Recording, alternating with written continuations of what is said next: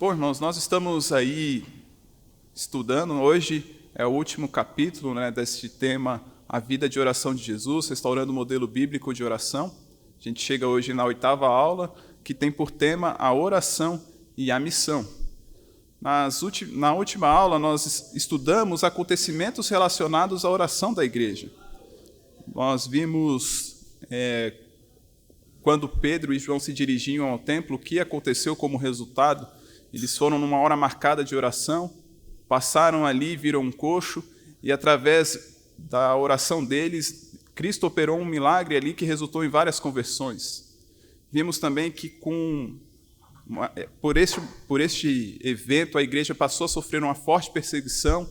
A igreja então clamava a Deus e ela recebia a plenitude do Espírito Santo, isso vindo também através da oração. E conforme a igreja crescia, foi necessário rever ali a forma de pastoreio dessa igreja. Mas os líderes, os apóstolos, eles não abandonaram a oração por causa desse crescimento. Antes, a prioridade deles era tanto a vida de oração quanto o ensino da palavra, dando prioridade, inclusive, para a vida de oração, reconhecendo a dependência que temos com Deus para executarmos essa tarefa. E, por último, vimos uma igreja que imitava Cristo orando de forma incessante, constante, crendo no que o Senhor poderia fazer. Hoje nós vamos ver como Deus está trabalhando para que a igreja sustente o ministério da missão através da oração. Veremos 4 partes aqui em Atos. Uma foi a oração de Saulo, depois que ele se converte, a oração de Pedro, onde ele vai operar um milagre ali, a oração de Cornélio e a oração na igreja de Antioquia. E aí a gente vai entender por que esses momentos foram selecionados aqui. Para isso, eu convido os irmãos a abrirem a sua Bíblia em Atos, capítulo 9. Atos, capítulo 9.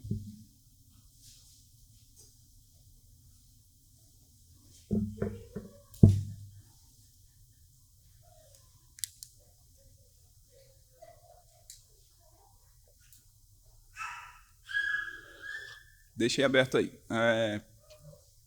A partir daqui nós veremos um personagem muito importante na história do cristianismo, que é Saulo, que depois vai se passar a ser chamado de Paulo. Ele foi simplesmente o que muitos consideram até hoje o maior missionário que já existiu. Paulo era considerado o apóstolo dos gentios, inclusive.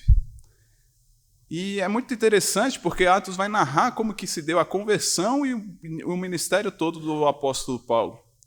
Inicialmente, Saulo ele era um fariseu, ele era uma pessoa muito importante e influente dentro do judaísmo, muito conhecedora da lei. E quando a igreja ali em Jerusalém começou a crescer, ele foi um dos que começou a perseguir a igreja, inclusive. A primeira menção que Atos vai fazer de Paulo é ele consentindo na morte, no apedrejamento de Estevão, que foi ali um dos primeiros mártires da igreja cristã. Então, a partir do capítulo 9, vai ser narrado como que se deu a conversão de Saulo. Num certo dia, ele decidiu ir até Damasco para perseguir cristãos e trazê-los presos até Jerusalém. Ele está ali com toda a sua tropa, com sua equipe, indo até lá, quando, de repente, o Senhor Jesus, de forma muito tremenda, poderosa, aparece para ele. Ele simplesmente fica cego no momento e ele se pergunta: quem é, Senhor? O que é isso? E Jesus fala: olha, Paulo, eu sou Jesus a quem você persegue. Então, a partir daquele momento, Paulo tendo essa visão, Paulo conhece a Cristo, Paulo é convertido. E olha só como começou a vida de Paulo cristão, no versículo 11. Então o Senhor lhe ordenou. Isso aqui ele está falando para um outro discípulo por nome de Ananias. Dispõe-te, vai à rua que se chama Direita, e na casa de Judas procura por Saulo, apelidado de Tarso, pois ele está orando. Paulo, quando conhece ao Senhor Jesus, Paulo, quando vem ao Senhor Jesus, a primeira ação que ele tem, enquanto ele está ali, aguardando para que ele seja recebido pela igreja, é a oração. A vida do apóstolo Paulo começa na oração. E esse vai ser um estilo, vai ser algo que ele vai ter para a vida dele, que não vai durar só este momento, mas vai ser algo que vai ser constante em todo o seu ministério. Então nós vamos aprender bastante coisa com o apóstolo Paulo acerca da oração e a missão. É interessante nós observarmos que tanto o ministério de Jesus quanto a igreja de Jesus começou através da oração. E não foi diferente também na vida deste, que foi o maior missionário que já pisou nessa terra, o apóstolo Paulo. E é óbvio que a intenção de Lucas era mostrar que o novo começo da igreja de Jerusalém, o novo começo de Saulo, tinha a oração como um denominador comum. Olha aí comigo no versículo 17, o que aconteceu enquanto Saulo orava. Então Ananias foi, e entrando na casa, impôs sobre ele as mãos, dizendo: Saulo, irmão, o Senhor me enviou a saber o próprio Jesus que te apareceu no caminho por onde vinhas, para que recuperes a vista e fiques cheio do Espírito Santo. Mais uma vez, a oração para o recebimento, para ser cheio do Espírito Santo. Nós vimos lá em Lucas capítulo 10 que Jesus ele nos ensina que a principal resposta da oração que Deus nos dá é justamente nos conceder o Espírito Santo. Além disso, Paulo também, assim como a igreja de Jerusalém, recebeu uma missão, a missão de testemunhar. Olha aí o versículo 15. Mas o Senhor lhe disse: vai, porque este é para mim um instrumento escolhido, para levar o meu nome perante os gentios e reis, bem como perante os filhos de Israel, pois eu lhe mostrarei quanto lhe importa sofrer pelo meu nome. A mesma missão que foi concedida à igreja, a mesma missão que os discípulos receberam, era agora a missão que este Paulo também recebeu. E toda essa direção que foi dada a ele foi através do Espírito Santo operando ali através da oração. Paulo vai se aplicar tanto na oração que olha lá no capítulo 14, versículo 23, seguindo ali o que Jesus lhe ensinou. E promovendo-lhe em cada igreja a eleição de presbíteros, depois de orar com jejuns, os encomendaram ao Senhor em quem haviam crido. O apóstolo Paulo aplicou com muita fidelidade aquilo que ele aprendeu do Senhor Jesus. E como ele foi um missionário, um grande plantador de igreja, em seguida ele vai voltar retornando a essas igrejas, fazendo ali a eleição dos presbíteros, a eleição do corpo de liderança da igreja. E isso através de orações e jejuns. Tudo sendo para que tudo fosse conduzido ali pelo Espírito Santo, conduzido por Deus. E assim como em Atos, como a igreja de Cristo, a igreja primitiva, coisas ocorriam também com Paulo quando ele buscava locais para orar. Olha lá no capítulo 16, versículo 13.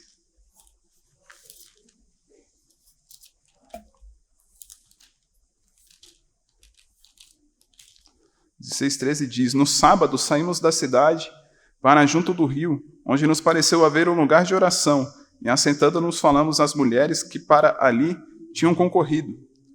Certa mulher chamada Lídia, da cidade de Tiatira, vendedora de púrpura temente a Deus, nos escutava. O Senhor lhe abriu o coração para atender às coisas que Paulo dizia. Eles estavam num dia, foram buscar um local para oração, e ali eles se encontraram com Lídia, que era uma mulher já temente a Deus, mas que ainda não havia se convertido a Jesus. Então o Senhor abre o coração dela para que Paulo pregue o evangelho a ela e ela então se converta. Outro evento também que vai redundar em salvação enquanto eles buscam um lugar para orar é a cura de uma jovem endemoniada que está descrita lá em Atos capítulo 16. Vamos ver, Atos 16, versículo 16 também.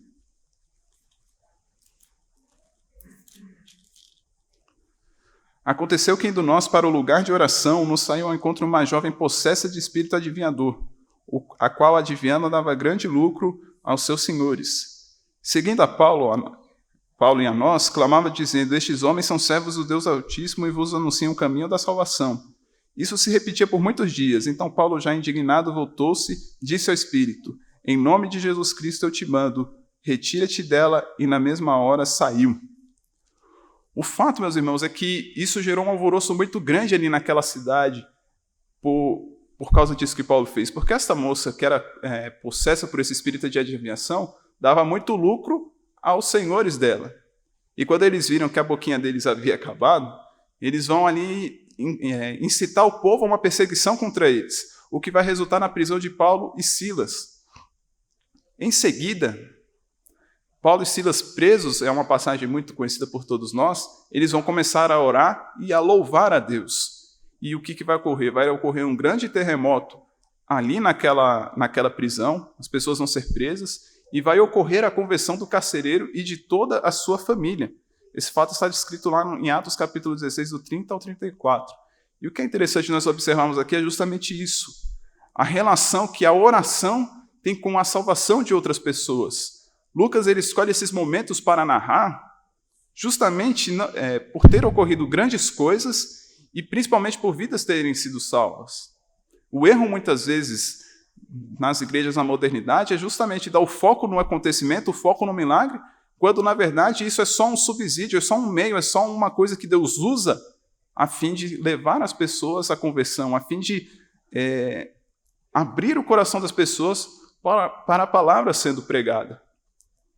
Tanto que, quando Lucas, ele muitas vezes vai se generalizar, por meio dos apóstolos eram feitos muitos sinais e prodígios. E para aí.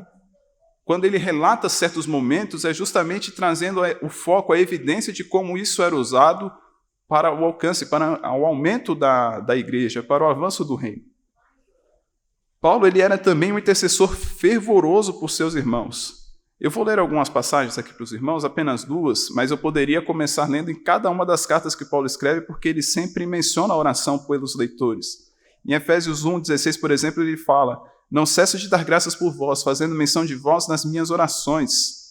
Em Filipenses capítulo 1, versículo 4, fazendo sempre com alegria súplicas por todos vós, em todas as minhas orações. E é importante nós aprendermos com Paulo isso. Eu poderia ter lido também as dos Tessalonicenses, Romanos, Coríntios, enfim, porque Paulo sempre menciona este fato. Mas o que eu quero trazer para nós é a aplicação justamente disso, né? Muitas vezes nós somos, na igreja, pessoas que de fato são mais, como eu posso dizer, perseverantes, mais constantes, mais presentes, mais maduras na fé. E a lição que Paulo nos ensina com isso é o quê? É que nós devemos orar pelos outros irmãos, pelos faltantes, pelos que cocheiam, pelos que têm dificuldade de crescer, de entender, de buscar a santidade. O nosso auxílio ele é tanto ensinando a palavra, como fazemos nos cultos, como fazemos num discipulado, no dia a dia, ali, por exemplo, mas também é importante fazermos isso através da oração.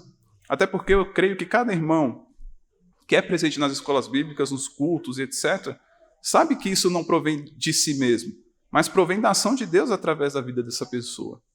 Lá em João capítulo 15, Jesus vai nos contar a parábola da videira e dos seus ramos. E ali ele vai dizer: olha, eu sou a videira verdadeira, e vós são os ramos. Meus irmãos, os ramos, sem estarem na videira, são galhos secos, infrutíferos, que não servem simplesmente para nada. Mas uma vez que estão conectados à videira, aí sim podem produzir bons frutos. E é assim que o Senhor Jesus nos trata. Nós, distantes do Senhor, nós nada podemos fazer. Distantes do Senhor, nós não temos forças, nós não temos ação nenhuma. Porém, uma vez que estamos conectados ao Senhor, é que temos força, disposição e ânimo para vivermos a vida que Cristo nos propõe, para cumprirmos a missão, para trabalharmos nas congregações, para estarmos nas escolas bíblicas, nos cultos. Então, a nós que estamos recebendo esta graça do Senhor, nos cabe também orar para que outras pessoas sejam alcançadas, para que os irmãos da igreja mesmo, os irmãos que deviam estar ocupando os locais vazios, sejam fortalecidos.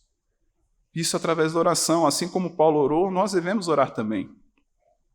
Orar para que eles conheçam esse amor de Jesus que nos constrange, esse amor tão profundo. Lá em Efésios, se eu não me engano, capítulo 2, nós até tivemos um sermão aqui, né? O que eu desejo para você era o tema.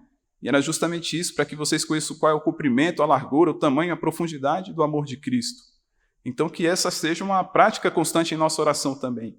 Nós oramos para que vidas sejam alcançadas, mas oramos também para que as vidas alcançadas sejam fortalecidas e cresçam e amadureçam e produzam bons frutos ao Senhor nosso Deus. Paulo ele também fazia orações para a eficácia na pregação do Evangelho. Olha só o que diz em Efésios capítulo 6, 18 e 19. Orando em todo o tempo no Espírito, e para isso vigiando com toda perseverança e súplica, por todos os santos e também por mim, para que me seja dada no abrir da minha boca a palavra, para com intrepidez fazer conhecido o ministério do Evangelho. E em 2 Tessalonicenses 3, ele diz o seguinte: finalmente, irmãos, orai por nós, para que a palavra do Senhor se propague e seja glorificada, como também está acontecendo entre vós, e para que sejamos livres dos homens perversos e maus, porque a fé não é de todos. É muito interessante que a oração tenha nos sido dada como uma forma mesmo de alcance. Deus ele nos dá uma missão, a missão que é conjunta, a missão de ir, fazer os discípulos, pregar o evangelho, ensinar a guardar todas as coisas. E como suporte a essa missão, ele nos concede a oração. Pode ser muitas vezes desanimador para nós vermos a situação que o mundo está, a dificuldade que temos em alcançar vidas, de pessoas se converterem, mas o presente que Deus nos deu, a forma, o mecanismo que o Senhor nos deu, além da pregação, que na verdade vai suportar a pregação, é justamente a oração. Nós devemos nos aplicar em orar para que todo o nosso trabalho missionário ele tenha resultados efetivos. Nós, quando plantamos uma congregação, por exemplo, o nosso empenho está em orar para que as pessoas ali daquela rua, daquele bairro, sejam alcançadas para o Senhor. Assim como o apóstolo Paulo. Como eu disse, Paulo foi o maior missionário que pisou nessa terra.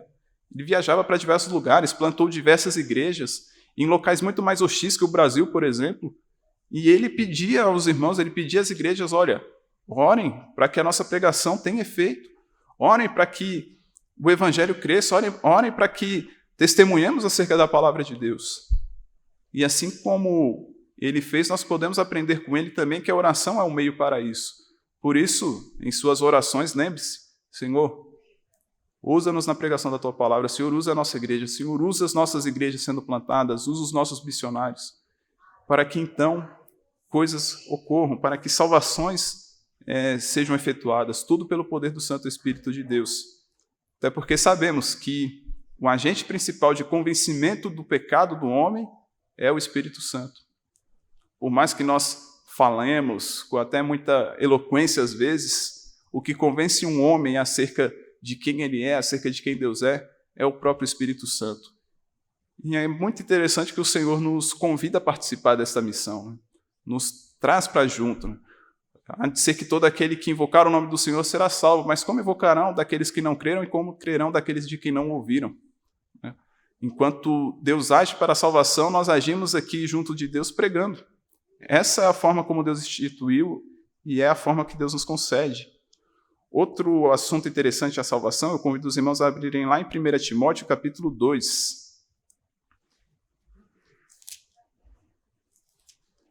Que é a importância de orarmos por nossas autoridades. E aqui tem uns assuntos interessantes nessa passagem. Nós vamos ler do 1 ao 4. Antes de tudo, pois, exorto que use a prática de súplicas, orações, intercessões, ações de graça em favor de todos os homens, em favor dos reis e de todos os que se acham investidos de autoridades, para que vivamos vida tranquila e mansa com toda piedade e respeito. Isso é bom e aceitável diante de Deus, nosso Salvador, o qual deseja que todos os homens sejam salvos e cheguem ao pleno conhecimento da verdade. Engraçado que muitos usam isso só para refutar calvinista, né? Mas na verdade não é o que esse texto está querendo dizer. Aqui o apóstolo Paulo está orientando Timóteo que nós devemos orar por todos aqueles que estão investidos de autoridade. Reis, juízes, governantes, presidentes, enfim. E por que isso? Para que a igreja tenha uma vida tranquila e mansa com toda piedade e respeito. Por quê? Porque Deus deseja que todos os homens sejam salvos. Qual é o resultado final de tudo isso? Por que a igreja precisa de uma vida tranquila e mansa? Para ficar de boa, para ir no domingo na igreja, viver o resto da semana como quer? Não. A igreja ela precisa de paz, de tranquilidade para que ela cumpra a missão dela, para que ela possa testemunhar. Por quê? E Deus, quando fala que Deus deseja salvar todos os homens, não está querendo dizer todo e cada indivíduo, mas sim homens de todos os povos, homens de todas as nações. Pegamos, por exemplo, os acontecimentos que nós temos visto recentemente, né, de países onde os cristãos são simplesmente massacrados pela sua fé. Hoje, o país que mais persegue os cristãos, por exemplo, é a Coreia do Norte. Na figura ali do seu imperador, aquela dinastia, toda aquela coisa que ocorre lá, onde um pai não pode sequer pregar para o filho, que o filho dedura para o Estado, e então essa família toda sofre perseguição. E qual que é a forma que o apóstolo Paulo nos ensina aqui de alcançarmos as pessoas deste local? Através da oração, orando pelos reis e autoridades, porque só dessa forma a igreja vai poder entrar nesses lugares e cumprir com a missão dela. O mesmo vale para os países da janela 1040, para o norte da África, para onde quer que seja. Onde há uma perseguição estatal instalada, a forma de a igreja penetrar isso não é através de uma revolução, de uma guerra armada, da gente entrando lá com o nosso exército e invadindo tudo, não. A forma que Deus nos dá para irmos a esses locais e que a gente olha e simplesmente falamos, não, é impossível chegarmos num local desse. Se pregar, a polícia prende. Se você prega para o seu filho te dedura, você vai preso. Qual a forma, então, de alcançarmos um local desse? Paulo nos explica, orando.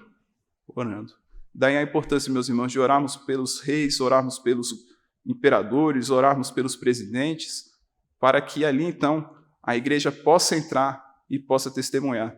Alguém leva o microfone? Gil, leva o microfone para o nosso irmão Márcio, por favor, ele quer participar. E essa passagem é muito interessante, que até esses dias eu estava vendo uma exposição, acho que foi do reverendo Hernandes, ou do reverendo Nicodemos, que as autoridades aqui independem da sua posição política, né? Muitas vezes eu vejo muitos irmãos aí de diversas congregações detonando, né, a sua preferência, mas a Bíblia ela é muito bem clara, nos ensinando que nós devemos orar por todas as autoridades. Não adianta você massacrar o Lula e exaltar o Bolsonaro ou vice-versa. Temos que orar para que Deus os abençoe, né, e conduza a sua caneta para que a igreja tenha paz, né, assim que o texto nos ensina. Exatamente, né, para que esses governantes eles entendam, né, a separação que tem que haver entre o Estado e a igreja. Né? Eu vejo que muita gente se incomoda, por exemplo, quando o nosso presidente leva lá, falando sobre cristofobia na reunião da ONU, eles imaginam, nossa, querem criar um Estado fundamentalista cristão, como se existisse algum, né? Ou se houvesse existido algum, o que é um absurdo. Até porque uma das presunções, uma das premissas do cristianismo é justamente essa separação do Estado da igreja. É que cada um tem seu papel e cada um tem que funcionar independente um do outro. E a igreja, ela na verdade não se serve do Estado, mas a igreja ela auxilia, ela ajuda o Estado, né? Até porque a igreja está munida com aquele que é o Criador, com aquele que é o conhecedor de todas as coisas, que é a própria sabedoria, como o Senhor Jesus é apresentado. Então a igreja é quem auxilia o Estado, e não o Estado que faz alguma coisa para a igreja. E daí a importância, então, de pedirmos, clamarmos para que essa liberdade que, por exemplo, nós temos aqui no Brasil, ela vá para outros lugares também, para que a igreja continue com o trabalho dela, para que a igreja continue com o testemunho dela, pregando o evangelho, abrindo suas portas, recebendo pessoas, não sendo ali impedida, né, de cumprir com a sua missão. É muito triste, né, quando olhamos países lá, geralmente as repúblicas islâmicas, né, que impedem cultos, que impedem a pregação. Na Índia também, por exemplo, ali na Índia, no Iraque, você sequer tem paz até na sua casa. Não, se souberem que você é um cristão, que você está conspirando contra a religião da nação, acabou. Eles vão te expulsar da sua casa, eles vão queimar tudo que você tem e você vai ficar de mãos atadas. Né? E uma das ferramentas, uma das formas que o Senhor nos deu para ajudarmos essas pessoas, para avançarmos por meio para essas nações, é a oração. Prosseguindo aqui, vimos então com o apóstolo Paulo, aprendemos bastante acerca de oração e missão, não é para menos, né? Este foi o maior missionário que já pisou nessa terra, o apóstolo dos gentios.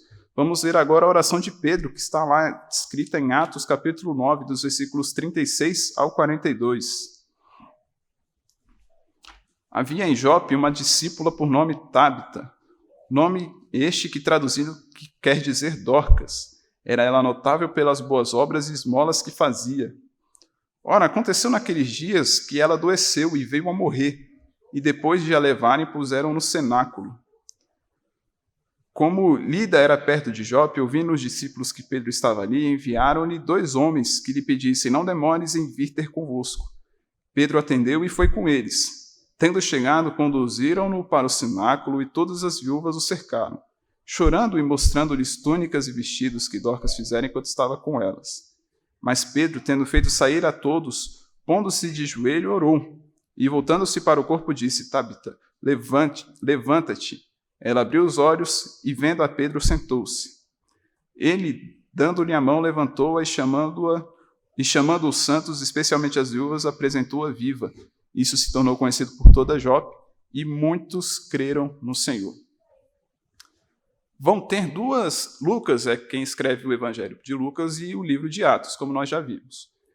E em Lucas ele vai narrar 2 ressurreições que ocorreram através de Jesus. Foi a ressurreição do filho da viúva de Naim e outra é a ressurreição da filha de Jairo. Agora, aqui em Atos, vão haver mais também 2 outras ressurreições sendo narradas. Uma é dessa moça chamada Dorcas, que nós vimos aqui, e a outra é de um jovem que estava ouvindo um sermão do apóstolo Paulo. Ele cai do 3º andar, devia estar com muito sono ali naquele dia, e então Paulo vai lá e o ressuscita também. E é interessante, né, que parece que Lucas ele está querendo fazer uma conexão entre a ressurreição da filha de Jairo com esta ressurreição aqui. Se nós observarmos, né, Pedro ele vai agir da mesma forma que o Senhor Jesus agiu quando foi efetuar este milagre. Primeiro ele pede para que todos saiam, para que todos se retirem. Naquele episódio, Jesus tinha pedido apenas para que os pais da menina ficassem, e Pedro, Tiago e João. A diferença entre os dois é que Pedro vai orar para que este milagre aconteça. Então Pedro, conduzido pelo Espírito Santo, vai dar esta ordem para que a menina se levante. Percebam que, mais uma vez, ele não efetuou isso através do seu próprio poder, mas efetuou isso através do Senhor Jesus. E o mais importante aqui é o resultado desse milagre, que está lá no versículo 42, e muitos creram no Senhor. A forma como Deus havia designado para que esta cidade fosse alcançada, para que as pessoas dessa cidade fossem salvas, era através desse milagre. Quando Pedro orava para ressuscitar Dorcas, Deus olhou a salvação das pessoas de Jope através do milagre e deu a resposta positiva para aquela oração.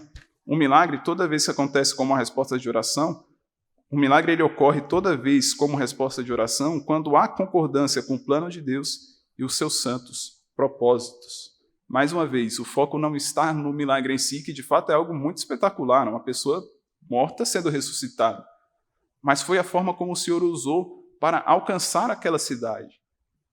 Não foi uma ressurreição como um fim em si mesmo, mas o propósito pelo qual Deus havia designado para que este milagre ocorresse era justamente a salvação das vidas ali naquele lugar.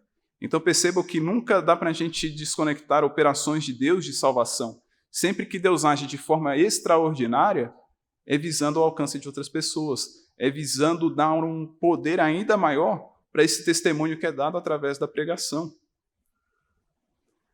E é interessante, né, como isso foi muito necessário no começo da igreja. Eu, quando me converti, não precisei ver ninguém sendo ressuscitado, nem alguém que tinha uma enfermidade mega plaster ali sendo curado. A simples ação do Espírito Santo foi suficiente, mas Deus, ele conhece e ele já designou uma forma de alcançar cada nação, cada pessoa, cada cidade, e ele pode se valer do meio que ele quiser. Existe, claro, o meio ordinário, mas Deus pode usar das coisas extraordinárias para alcançar outras coisas também, e isso não ser necessariamente algo que sempre vai ser, não, sempre vai ter que ter uma operação miraculosa, sempre vai ter que ter isso, como muitos procuram se embasar, né? Mas, na verdade, o que Atos nos mostra é que, para que o evangelho começasse a deslanchar de vez, para que a igreja fosse startada, foi necessário muitas ações de Deus, de coisas que muitas vezes até nós talvez nem precisemos, na verdade a gente nem precise ver hoje, né? O simples testemunho do Senhor, a simples pregação, com o poder do Espírito já pode ser suficiente para convencer as pessoas. Mas imagine alcançar uma tribo toda mística lá no meio da África, por exemplo, onde ninguém pregou o Evangelho ainda. Talvez o Senhor se vala de meios diferenciados para alcançar essas vidas, mas tudo dentro da soberania e do propósito dele. E a gente aqui, orando, participa apenas disso, e a oração como uma forma para alcançar. Né? Muita gente até fala, se Deus já determinou tudo, por que então a gente precisa orar? A oração, ela inclusive faz parte de tudo isso que Deus determinou. Então a nós só nos cabe obedecer e orar e ver como que Deus vai operar. Né? Vamos ver outro evento aqui relacionado à oração e à missão. Está aí no capítulo 10. Morava em Cesareia um homem de nome Cornélio, centurião da corte chamado Italiana, piedoso e temente a Deus com toda a sua casa, e que fazia muitas esmolas ao povo e de contínuo orava a Deus. Este homem observou claramente durante uma visão, cerca da hora 9 do dia, um anjo de Deus que se aproximou dele e lhe disse: Cornélio. Este, fixando nele os olhos e possuído de temor, perguntou: Que é, Senhor? E o anjo lhe disse: As tuas orações e as tuas esmolas subiram para a memória diante de Deus. Agora envia mensageiros a Jope e manda chamar Simão, que tem por sobrenome Pedro. Aqui, meus irmãos, é narrado como que o evangelho saiu do núcleo judeu e passou a ir também para os meios gentios. É um evento de fato grandioso, até porque, lembremos, olhando para essa época, um brasileiro seria considerado um gentio. E vai ser narrado como que se deu tudo isso. E, mais uma vez, a oração estava inserida no contexto. Este homem, Cornélio, ele não era ainda uma pessoa salva, mas ele era uma pessoa temente a Deus. Ele se esforçava ali em dar as suas esmolas, ele se esforçava ali em orar, e o interessante é que ele orava nos horários que eram feitas as orações do templo. Eu lembro que eu comentei aqui com vocês que a oração era na hora 9ª, na hora 3ª, que convertendo seria às 9 horas da manhã e às 3 horas da tarde. Em geral, essa oração da tarde ela era até mais movimentada do que a oração da manhã. E ele se empenhava em orar nesses mesmos horários, até que um certo dia a resposta para a oração dele chega. E é dito para que ele vá, envie mensageiros para que traga Pedro até eles, para que então Pedro anuncie o evangelho e toda a casa dele seja salva. Uma coisa olha só outra coisa interessante aqui, né? Como que era o comportamento da igreja de Jerusalém? Está descrita no versículo 19 do capítulo 11. Então os que foram dispersos por causa da tribulação que sobreveio a Estevão e se espalharam até a Fenícia, Chipre e Antioquia, não anunciando a ninguém a palavra, senão somente aos judeus. Essa barreira, ela, por mais que tenha sido desfeita em Cristo, a igreja ainda não reconhecia isso. Eles iam pregar, mas, só para os judeus. Para os gentios ainda tinha um certo receio, ainda tinha um pé atrás.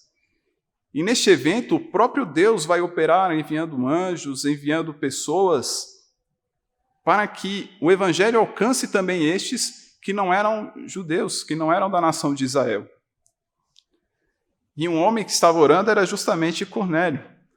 É interessante que Lucas ele começa o evangelho dele falando de oração, a oração do sacerdote Zacarias, oração essa que foi seguida, respondida através de um anjo também, que anunciou a ele que ele teria um filho, que seria João Batista, que viria preparar o caminho para Jesus, né? Se nós olharmos, o anjo ele apareceu a cada um deles e disse que a oração deles foi respondida. A oração de Zacarias foi concedida ao nascimento de João Batista para preparar a vinda do Messias para a salvação. Assim como em Atos, através da oração de Cornélio, abriu-se uma nova perspectiva de evangelização para os gentios. Ao decorrer da história, nós vamos ver que Pedro também vai orar. Está aí no versículo de número 9. No dia seguinte, indo eles ao caminho, estando já perto da cidade, subiu Pedro ao eirado, por volta da hora 6ª, a fim de orar.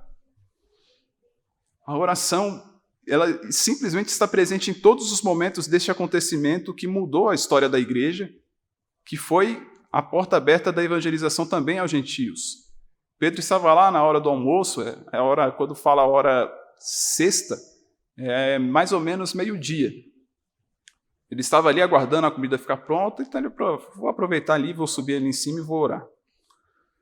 Quando ele está ali orando, ele vai ter a visão, aquela visão do lençol descendo com a figura de vários animais, que eram os animais que, segundo a lei lá em Levítico, eram considerados imundos. E aí o Senhor vai dar uma ordem a Pedro: Pedro, mata e come. Mas Pedro ele vai dizer: Senhor, de modo nenhum, porque jamais comi alguma coisa comum e imunda. Isso por 3 vezes, até que ele vai ouvir de Deus, né? Ao que Deus purificou, não consideres comum. Ali Pedro ficou intrigado com aquela visão, e ele queria entender qual era o significado dela. Então o Espírito Santo vai dizer a Pedro: olha, atende os homens que estão batendo aí na tua porta, que eram justamente aqueles homens que Cornélio enviou até Pedro, para que levassem a Pedro até a casa dele.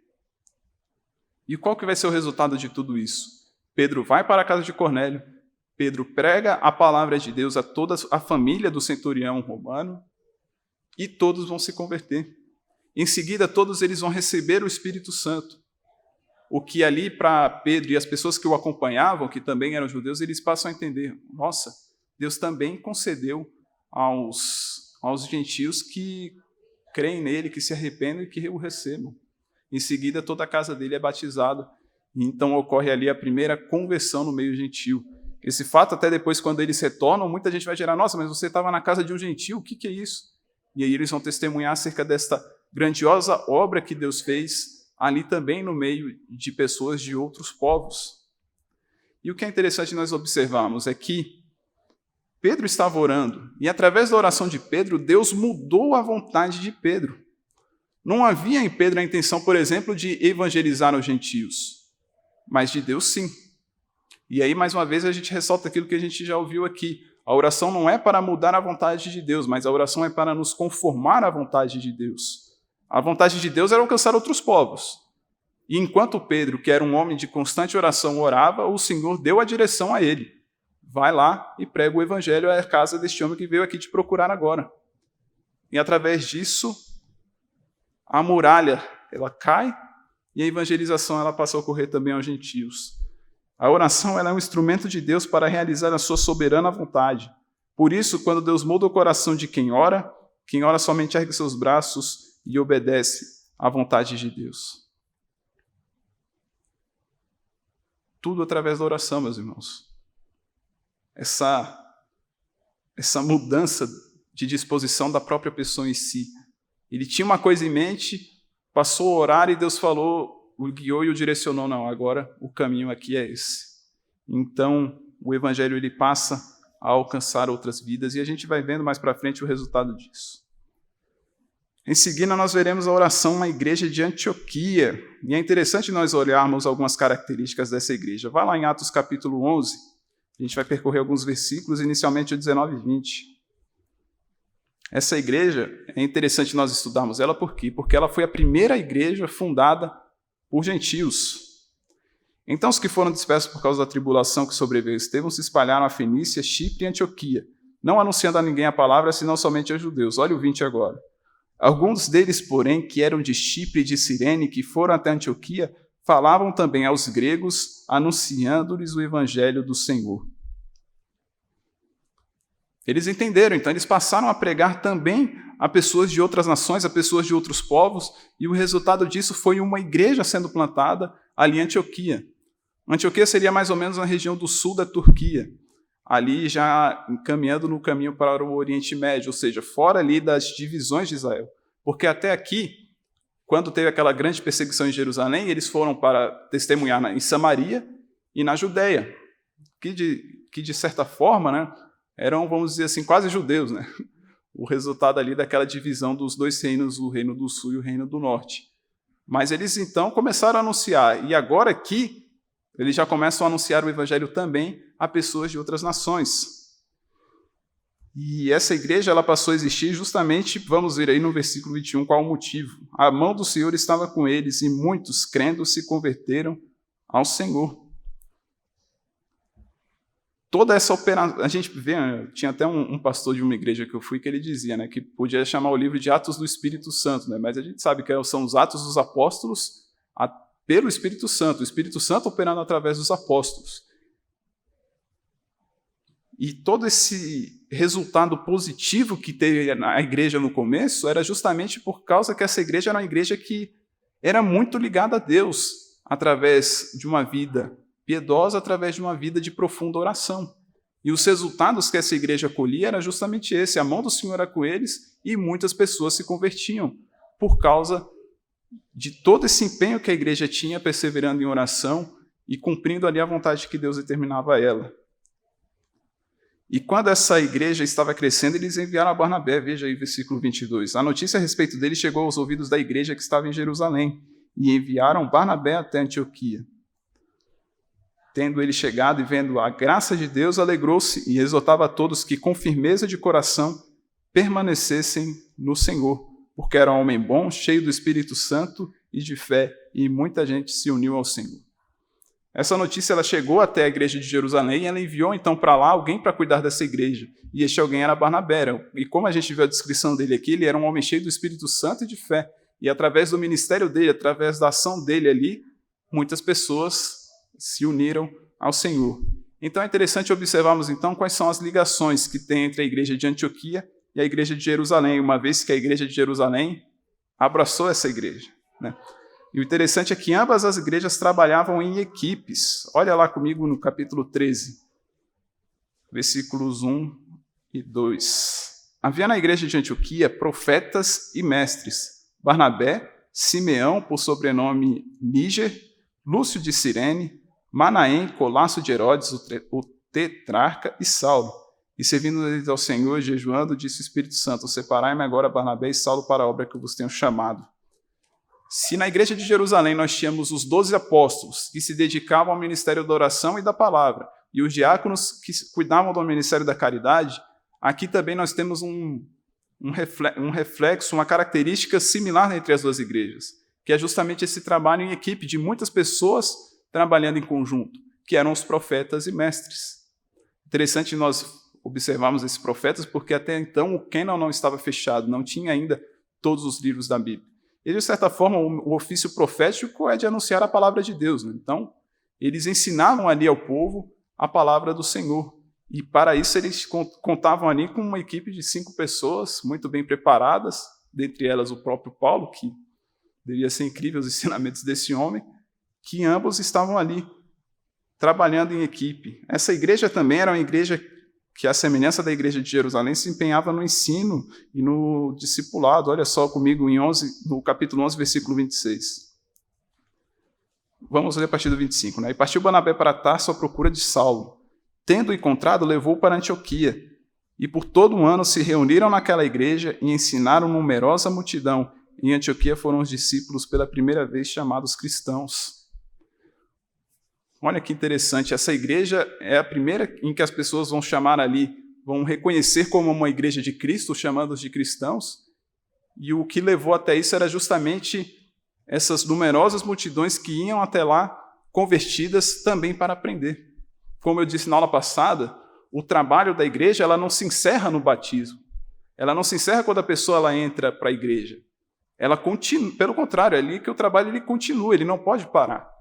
Se, por um lado, nós evangelizamos, as pessoas vêm à igreja e a batizamos, inicia-se, então, a fase do cuidado, a fase do discipulado, a fase do ensinar todas as coisas que o Senhor Jesus nos ordenou na grande comissão. E isso era algo que estava muito presente ali na igreja de Antioquia. Ela era também uma igreja que se empenhava na parte de ações sociais. Olhem comigo o versículo 28 até o 30. E apresentando-se um deles, chamado Ágabo, dava a entender pelo Espírito que estava para vir grande fome por todo o mundo, e a qual sobreveio nos dias de Cláudio. Os discípulos, isso aqui é a igreja de Antioquia, cada um conforme as suas posses, resolveram enviar socorro aos irmãos que moravam na Judéia, o que eles com efeito fizeram enviando aos presbíteros por intermédio de Barnabé e Saulo. Essa igreja também era uma igreja que se dedicava em oração. O 13, no capítulo 2, no versículo 2 e 3, diz: E servindo eles ao Senhor, jejuando, disse o Espírito Santo: Separai-me agora, Barnabé e Saulo, para a obra que eu vos tenho ordenado, que eu vos tenho chamado. Então, jejuando e orando, e impondo sobre ele as mãos, os despediram. Essa igreja de Antioquia, para a gente entender, ela simplesmente foi a igreja que mais enviou um missionário ali na sua época. Todas as três missões que o apóstolo Paulo fez, as viagens missionárias que ele fez, tinha como base essa igreja aqui. Essa igreja não só foi a base, como ela também sustentava os missionários a qual ela enviava. Então, o que a gente pode aprender com isso tudo? É que se queremos ser, de fato, uma igreja missionária, uma igreja acolhedora, uma igreja que envia, nós precisamos ser também uma igreja de constante oração. Precisamos ser uma igreja que reconhece a dependência de Deus através da oração. Quando nos achegamos a Deus para orar, é como se nós estivéssemos reconhecendo: Senhor, por nós mesmos nós nada podemos fazer, mas tudo Tu podes e nós estamos aqui para cumprir com o Teu querer e com a Tua vontade. E, de certa forma, o Senhor usa isso para o avanço do reino dEle, usa isso para a própria glória dEle, usa isso para que o Evangelho seja espalhado. Essa visão missionária que essa igreja tinha se deu porque era uma igreja que constantemente jejuava e orava. É interessante aqui que ela tem um ponto positivo em comparação com a igreja de Jerusalém, é que ela acrescentava a oração, o jejum, por exemplo. E em todo o relato de Atos, nós não vemos, por exemplo, essa igreja passando por uma crise de perseguição ou uma crise qualquer, e mesmo assim eles se empenhavam em orar e jejuar. E o resultado de tudo isso foi uma igreja empenhadíssima em evangelizar outras nações, em pregar, em testemunhar o evangelho a outras pessoas. E o resultado disso foram muitas conversões, muitas igrejas plantadas na Galácia, na Fenícia, em Chipre, em todas as outras regiões. Então, meus irmãos, terminando esta série de oração de Jesus e vendo como a igreja orava, fica a grande aplicação para nós da importância de termos uma vida de oração, tanto individual, particular, quanto em conjunto com toda a igreja. Participando das reuniões de orações, participando das vigílias, orando o tempo todo, para que tudo isso que a gente ouviu desde que acontecia no ministério de Jesus, quanto com a igreja primitiva, com os apóstolos, com Paulo, seja aplicada também em nossas vidas. Se muitas vezes enxergamos hoje a igreja como uma igreja em que as pessoas só pensam em orar para obter coisas para si próprias, uma igreja que praticamente põe Deus na parede e fala, eu ordeno, eu quero, eu peço, a nós nos cabe orarmos com humildade, de forma perseverante, paciente, clamando ao Senhor para que entramos, então, no centro da vontade de Deus, para que compreendamos e vivamos ela, e passemos, então, a sermos despertados para as coisas que realmente interessam a Deus. Eu tenho certeza que Deus se interessa muito mais em salvar uma vida do que talvez resolver um problema que a gente pode resolver simplesmente ali, fazendo uma hora extra, recebendo um dinheiro a mais. Então, nos empenhemos em oração para sermos uma igreja fiel à palavra, para sermos uma igreja que resiste às vãs filosofias do mundo, para sermos uma igreja que permanece fiel à Escritura. Não podemos descuidar disso, irmãos. Não podemos achar que a gente está numa posição muito confortável, que daqui para frente vai dar tudo certo. Não podemos descuidar um minuto sequer. Precisamos orar por nossas famílias, precisamos orar por nossa liderança. Em cada eleição que tiver, em cada situação, em todos os momentos, a oração faz parte da nossa vida. A oração deve estar presente em todos os momentos da nossa vida e por todos os assuntos. Estamos diante agora, por exemplo, de uma eleição. Vai ter a eleição americana, vai ter a eleição municipal aqui no Brasil. Oremos, meus irmãos, para que bons governantes sejam levantados, para que ninguém venha cercear a liberdade da igreja, a liberdade religiosa de podermos pregar, abrir nossas portas, receber pessoas. Vamos permanecer em oração por nossas congregações, para que ali hajam salvações, hajam conversões. Vamos orar para que Deus levante aqui na nossa igreja pastores, missionários, para que possamos enviar também, assim como o reverendo Afonso está lá no Peru. Por que não enviarmos para o Nordeste brasileiro, para tribos indígenas do Norte? Por que não enviar para a América do Sul, Europa, Ásia? Vamos orar. Se for da vontade de Deus enviar alguém para lá, que seja feito. Mas precisamos entender essa dependência de Deus. Não é por nossa própria força, não é por nosso próprio poder, mas tão somente pela ação do Espírito Santo através das nossas vidas. E para sermos cheios do Espírito Santo, permaneçamos em oração. Amém?